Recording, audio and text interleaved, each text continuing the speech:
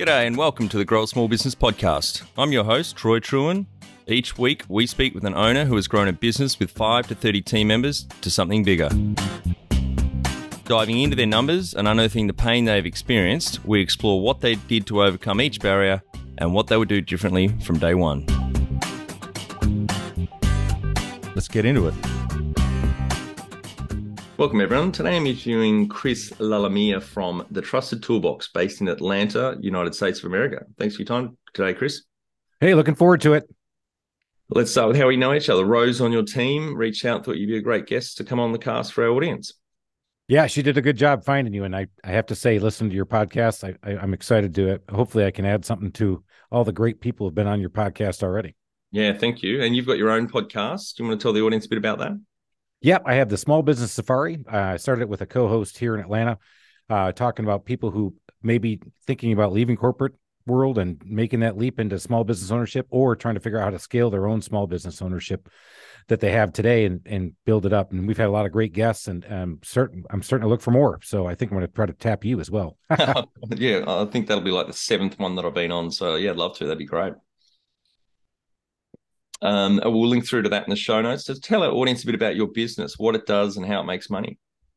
Yeah, so I started my business 14 and a half years ago in 2008. That's right when the Great Recession started. I left the corporate world and I started a home repair and handyman business, and have grown that into what we do is the handyman work, but also do remodeling. So I have a remodeling division and a handyman division. And today we've got 40 employees that run around Atlanta, either remodeling people's houses or just taking care of that punch list around the house: drywall repair, fixing doors, hanging doors, windows, and fixing decks. We do a lot of decks here in Atlanta. Oh, great. 40, that's amazing growth in 14 years, Chris. Well done. Thanks. Yeah. Whew. That's what I tell people. I said, yep, I'm an overnight success, just 14 and a half years in the making. That's what they say. It takes 20 years to be an overnight success. So did you have a trades background, or how did you get into it? So it was always my fun. My background is I went to school and I got my master's and bachelor's degree in mechanical engineering, went to work in manufacturing. Realized I've always wanted to start my own business, but I didn't know anything about business.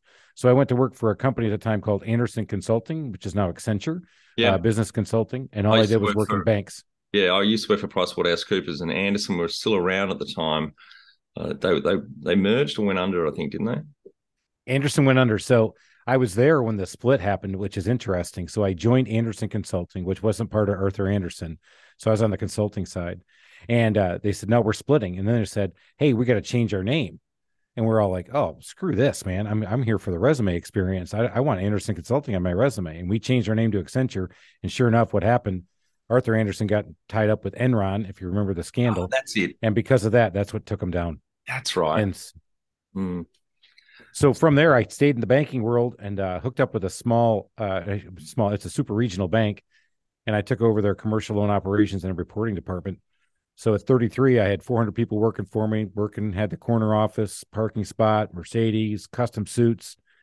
And 5 years after that, I said, man, I hate this shit and I'm out of here and I've got to go.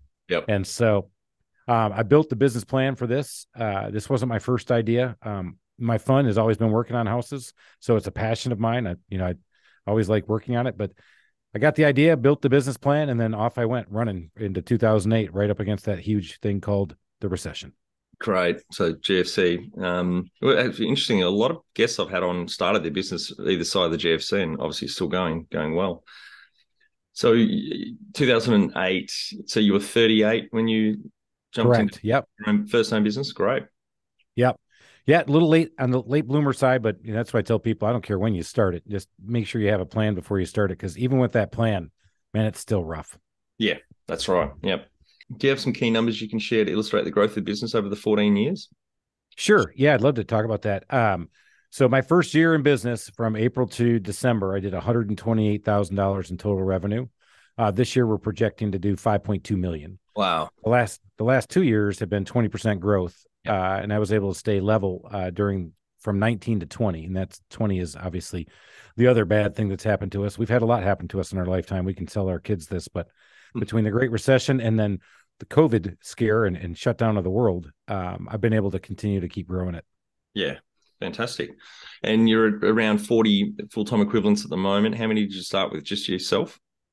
It was me, and I hired one guy. and I put myself in a van. I actually sold my Mercedes, bought 2 white vans, wrapped them, put myself in one, did the same thing any other tradie, as you say in Australia, but we say, construction workers here, handymen.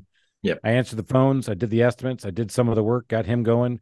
But what I was doing was continually building the process of what I have today, because I got a team that supports everybody in the field, whether it be scheduling, phone calls, sales guys, quality assurance team. Great. Sorry, I'm just looking up. Sorry. There it is. We've had someone, episode 252, Ange and Andy Smith from Dr. Drip, a plumbing business in Sydney. They had about 17 team members, and they started an online community and training business for tradies called Lifestyle Tradie. That's a great episode you may want to listen to in the audience if they're interested. Yeah, that sounds great. I'm writing that down as we speak. When was the moment you felt like you had succeeded? Yeah, it's funny is that I had a couple of moments where I felt like I had succeeded, only to have it kind of pulled back apart for me and say, I'm not really sure you had. I felt like I had a business that could continue going, and I had a good mentor of mine, and I was giving him my numbers when I was flat year over year in growth. And I was actually adding to the expense. And he said, man, it sounds like you're kind of in a rut. And I said, man, I was sitting here trying to tell you how successful I was. So I felt like I was successful. Got in my truck, drove right back to my office, took about 40 minutes across Atlanta, and sat there for the next 4 hours and went, damn, he's right. I'm in a rut. So for me in success, really where I am today, I'm enjoying the fact that I've got a team that solves problems without me being involved. That's when I really feel successful. Yeah. I feel, we're going to have a big end of the year Christmas party where we bring everybody in, and they get to get tools and go around the Christmas tree and pick things off. And I'd tell you, those are some of the best times I've ever had in my business. It wasn't making five, or grossing 5 million, because I'm definitely not making 5. Yep. It's still a low margin business. But that's cool. I mean, that's where I really like, what, this is pretty cool. So does that answer the next question? What does success look like to you? Yeah, that's a great, to put a finer point on, what is success, right? Is it that having the yacht, having that private jet, having the corporate, having that big house and having a country club lifestyle? I think a lot of times we think that's all success. And what happens is when you get older, you start to realize that's not really what it was all about. Yeah. Being comfortable, having time. So right now for me, I love going to sporting events. I love golfing. I love drinking. I love eating. So that's what success, I get the time to go do that. It's like right after we get done with this podcast, I'm going out and we're having a few beers at the bar with a couple of my buddies. Oh, fantastic. Well, you definitely have to come to Tasmania. We've got 3 world-class golf courses here, and I chair the second biggest craft brewery in Tasmania. And there's a lot of great distilleries making whiskey and spirits, etc., as well as craft breweries. So I'll entice you down here at some point for a drink. You had me at beer. Number one thing you'd recommend to marketing a fast-growing business? Market. So there's a couple different ways. And so in my business, people need to know you. Of course, the big behemoth out there is Google. You want to play in that Google pay-per-click ad in a digital space. And that's definitely going to drive the phone calls. What I found has been worked best for me in quality was networking. Now, that's not fast growth, but that was good growth, because when you're thinking about having a contractor come in your house and you get to see us and you see how we're put together, and we're a professional organization, the way we do it, and we're all branded and logoed and looking the same way, it starts to really breed.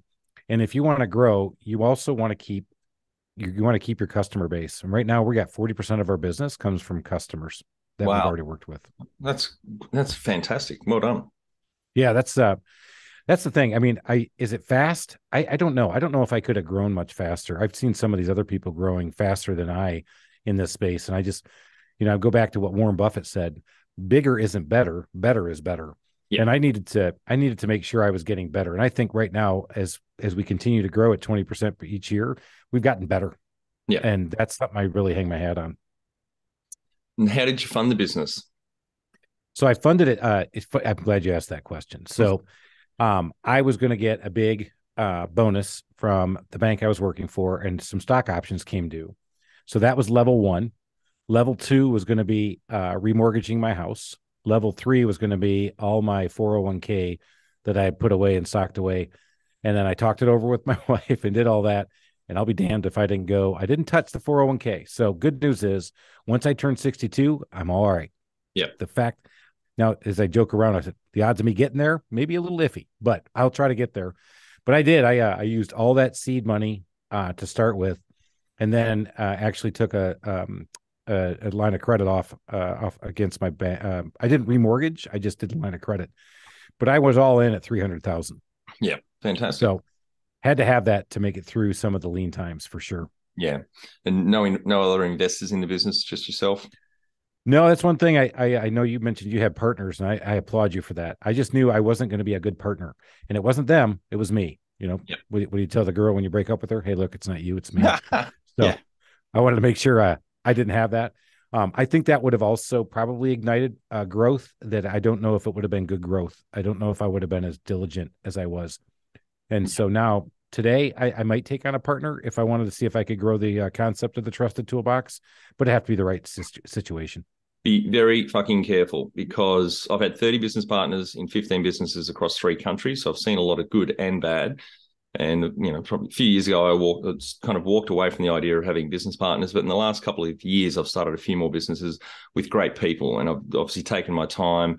I've known them for years. I trust them, etc. But I've certainly chosen the wrong business partners early on in my career. And that certainly cost me a lot of time and hair as well. Yeah, I know that.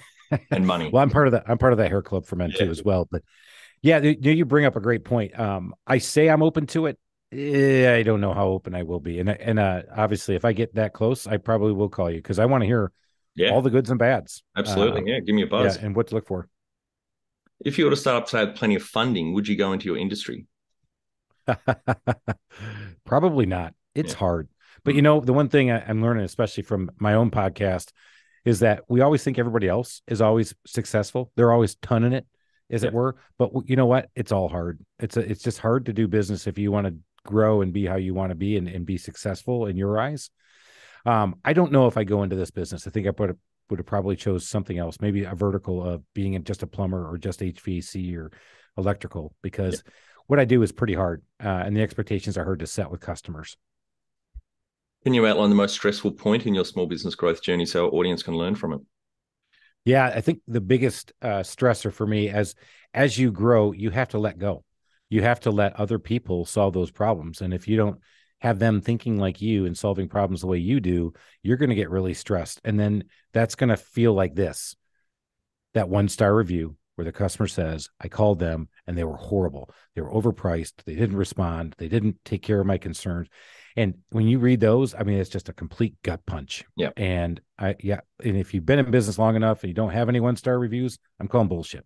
You haven't grown fast. You haven't grown where you wanted to. So that point has been one of my biggest stressors. And today we're 4.6 rated on Google. We got over 600 reviews. Very proud of. We're actually getting more and better reviews now than we've ever had. Wow. So that's telling me that we're doing some good things. And of course, you got to take care of customers. Yep, absolutely. What area in business do you feel you've had to work on the most to add the greatest value? Greatest value for what I've had to add the most. I put a lot of investment into training my team, that when they go out there, this is what I'm looking for. This is the customer experience that they're expecting. So I put a lot of investment in that, and that's really helped me grow. Now, the other part is, of course, you got to know your numbers and your financials. I had a year where I had the wrong bookkeeper and my numbers were just in shambles. Yeah. Nobody was stealing from me. I did know in general where we were, but I did not know in detail where we were. So it was hard to make those decisions that you need to make if you want to keep growing. And that stunted me for about a year as well. And that's very distracting.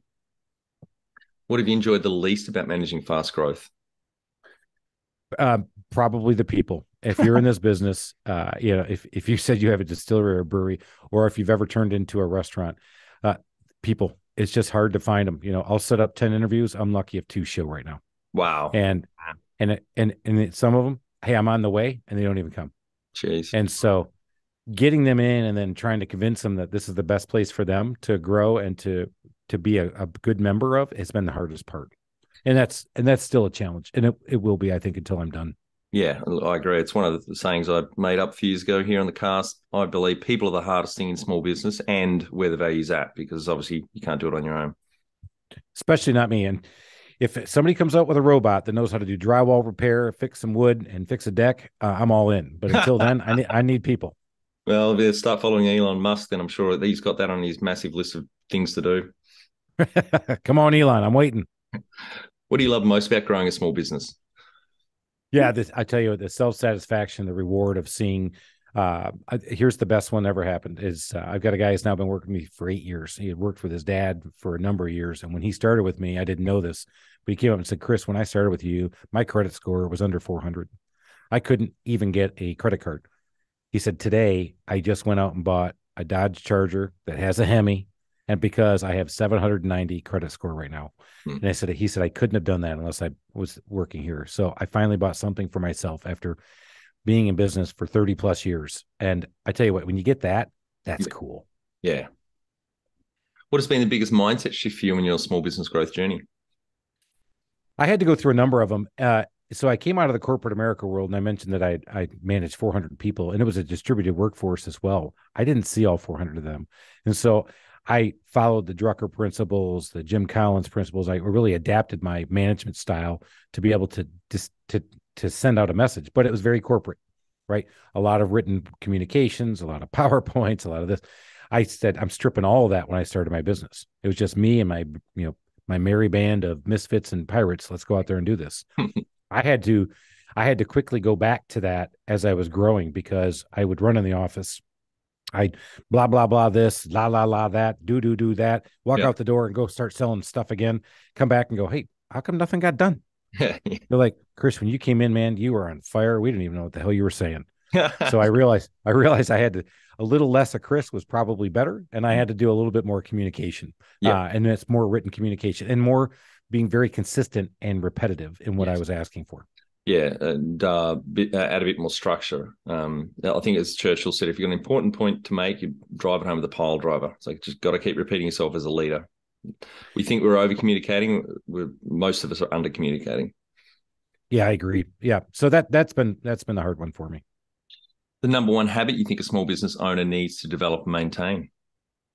Well, in the beginning, man, it's sales, sales, sales. If you're not a salesman, we are selling ourselves, and I had to learn that. I had never been. One of my big aha moments was when I started my business. I'm in the B2C market. I'm in business to consumer market. When you look back at my career, I started out in a machine shop, then went to college as an engineer, then went to work. I'd never worked in the B2C market before, and I had to learn how to sell to these kind of people, and I had to really learn how to sell. So that's absolutely number one. In the beginning, it's all about sales. Now my mindset shift, definitely has been about being more thoughtful and more predictive on what I'm asking for, and keep saying that over and over and over. Find it hard to define a clear strategy, then communicate it and execute it alongside the rest of your team? Or you currently don't work a simple quarterly strategic plan to boost your team's performance? Our Business Growth Formula online course is perfect for small business owners with 5 to 30 team members wanting to grow. We share the mindsets, habits and tools to be a legendary leader in your business. growasmallbusiness.com. Can you talk to how you've added people to the team, some wins, mistakes, and advice for those listening? So as I built the team, I think the biggest wins, I would say, has been I engender loyalty. You ask my team right now, one of my best things about my team right now is if you asked them independently, would they ride or die with me? Probably the answer is yes here in the office. Yep. Now, the biggest problem I've got is if you ask that same question this way: do you think your teammates have the same level of commitment as you do to this business and to Chris? And I think to a person, it would be no. And so there is my biggest win and my biggest challenge that I've got right now as I'm building my team. Yeah, that's one of the questions we ask in our business transformation program. We've got a 17-question survey, anonymous quarterly survey we suggest business owners send to their team. And that's one of the questions we try to get a handle on, is whether people feel that their teammates are pulling their weight, basically. And it's a really insightful question when it comes back, or a number, actually. Yeah, I bet it is. I'm interested. So that's it, because one of the things that I've also learned is that with their loyalty, I have a lot of loyalty, and that's cost me a lot of money. I've stuck with somebody probably a little too long. Yep. Identifying a toxic team member fast is important. I actually just went through that, because now after 14 and a half years, I can identify it pretty quickly. I brought a new CSR in. Within 2 weeks, I just said, no, this isn't going to work. And it was an ugly exit, and they felt like I didn't give them a fair shake. And but I just saw the traits, and they weren't jihading with the rest of the team. They just were not getting together. The vibe was way off. Yep. No, it's so important, isn't it? And that's kind of the next question. What are some of the things you recommend to building a sustainable and kick-ass culture to help with the growth? Yeah, I'm a big fan of this term culture. You have a culture in your company, whether intentional or unintentional, and you better be intentional on it.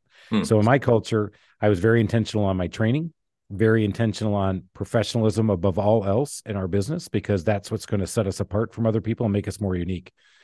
And that's a big part of your culture, and you have it, whether you'd like to admit it or not. And so I think, everybody here is in it to win it. We know that we're customer facing. We know that we're here against the customer. We're here against other people. We're not here against each other.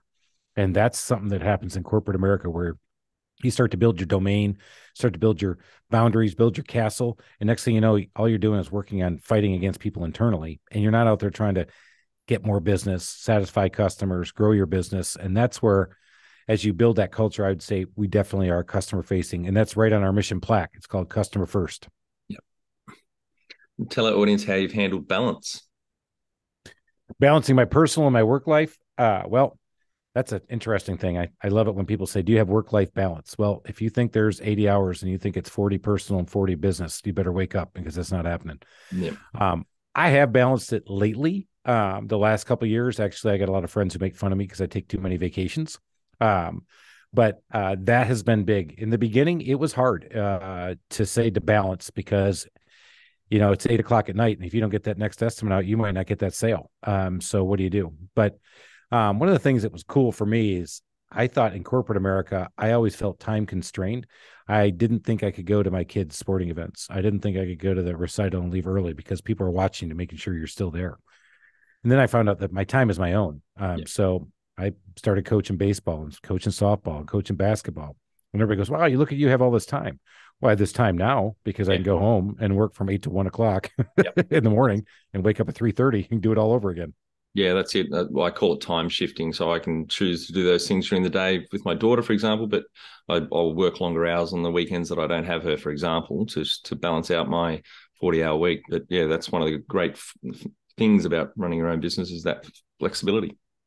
Yeah, I think you have to embrace that flexibility, because that has helped me with work-life balance. Having that flexibility to not think that, hey, man, if I leave these people now, they're going to think I'm cutting out early. I mean, my team knows I'm working just as hard as they are, and I'm right there with them. In fact, you can't see it on the podcast, but I'm in uniform, and we all wear the Trusted Toolbox, red and black. And when I ever come in here without my clothes, my uniform on, they're like, "Hey, was this an out of uniform day, casual day?" Yeah. I'm like, "Yeah," and I love it when they do that. Yeah. How much professional development have you invested in yourself, especially over the last 14 years? Because I've done something. I tell you, the coolest thing I've done is I joined a mastermind group 3 years ago. And that was that same mentor of mine who told me I was in a rut. He said, "Yeah, I think you need to get with these guys." And I said, "Well, how long is it?" And he goes, "Well, it's one day, once a month." I said, "I don't have a day." He said, you absolutely can afford a day. He said, you can't afford not to do this. And by doing that, this group that I've joined has given me, they know more about me than my wife. They know more about my business than my wife. I've told them more things than I share even with my therapist. So that's been probably the biggest thing for me, because that's really helped hold me accountable. In fact, those guys I'm talking about going to get a beer with, that part of that is that some of these guys from this group. Yeah, great. No, I love that. Having a beer with other business people. We have a monthly meetup here in Hobart, and every second month up north in Launceston, business owners, we get 20 to 40 people come down to the brewery that I chair, and have someone speak for 15 minutes, and then we get back to talking business over a drink, and it's a lot of fun. It's actually, we've got one tonight out. So yeah, I really enjoy that time every month. Yeah, it's re-energizing too, right? I find like I actually come out of there with more energy than I did going into it. Yeah, same. Now, you've mentioned mentor. Anything else on mentors or coaches? So I, over the years, I've used coaches twice. I used one to help me implement a sales process, and it was good. I think somewhere along the lines, I think having a coach has been good for me, and when to pick them, when not to. I've actually talked about that on my own podcast. I think, at first I resisted it because, they cost you money. And they're going to tell you you're going to return X more because of this, but it's hard to justify that. Yeah. But the last business coach really helped me set up where I'm going to go for this 20% growth on every year. And then next year, we're actually looking at 30 to 40% growth if we can do it. Yep. We'll see. Do you have a board of directors or advisors? I don't have a board of directors. I use that monthly accountability group to kind of share my status, use them as my accountability partners, but also to issue process with them as well. Yep.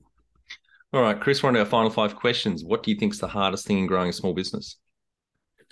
Well, I'm going to go back to it again. Hardest thing is probably people. I wish if I was a solopreneur that you could grow and you're talking about putting out your online courses, and once they're out there, they're just going and they're genning and they're moving. And I'm sitting there going, man, I'm jealous, but I'm sure you got to keep them up. You got to keep them going. You got to keep doing things, and you need people to do it. So you got to manage people and give them the right direction to get the maximum output. Favorite business book which has helped you the most? All right. My first book has got to be The 7 Habits. Second one would be E-Myth. Yeah. The E-Myth book for me was critical. I wasn't the technician, right? Coming into this, I admitted that I wasn't a carpenter. I wasn't a drywall guy. I was pretty good at it, but I wasn't that. For me, realizing that you can be a technician, a manager, and then you got to be that big picture thinker. And I was trying to do all 3 at once. And that's very frustrating, because if you try to do all 3 at once, you'll fail miserably. That's just too hard to do. Yeah, it's a great book. It's my number 1 recommendation. Anyone starting, especially anyone wanting to grow, is read the E-Myth. Classic. Of course, I got to throw my own book in there. No, I'm kidding. That's We'll mention that because we'll link through to it in the show notes. Yeah, so I wrote a book called From the Zoo to the Wild, Your Guide to Entrepreneurial Freedom and Wealth. It's my journey from leaving corporate America to starting a small business and scaling it, and talking about my wolf pack. I use my lone wolves or my handyman that came into this, and I invite them into the wolf pack. And I feel like it's a pretty easy read, and I've enjoyed it. I enjoyed putting it out there about a year ago, and it's doing pretty well. Not a bestseller, but I put it out there. One tool you'd recommend to help grow a small business? Ooh, one tool to grow small business. Well, obviously with technology, if you don't have a web-enabled platform, you're not going to be able to scale as well. I started out on a client server platform using Microsoft Outlook as well as my emailing tool. Today, we're 100% web using Office 365 along with our CRM system, which is all web-based. Yeah. What CRM is that you use? We use a system called Vonago, which is out of Canada. Yep. And that came from the 1-800-GOT-JUNK franchise. These guys are the white label software developers, and they've had it up for about 12 years. And I've been on their platform now for 6 of them. Yeah. And I've been happy with it. Yeah. Oh, great. Never heard of it. Finally, my favorite question. What would you tell yourself on day 1 of starting out 14 years ago?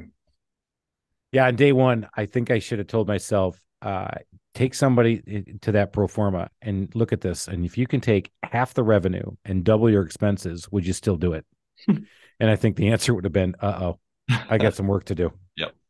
Because that's about what happened. I had some very lofty projections. I had some big net margins in there that were completely unrealistic. And I felt like we could break even within 12 months. And the answer is I couldn't do that, especially with the recession as it was going. Yeah. Chris, have you heard of the rule of 4x2? No, what's that one?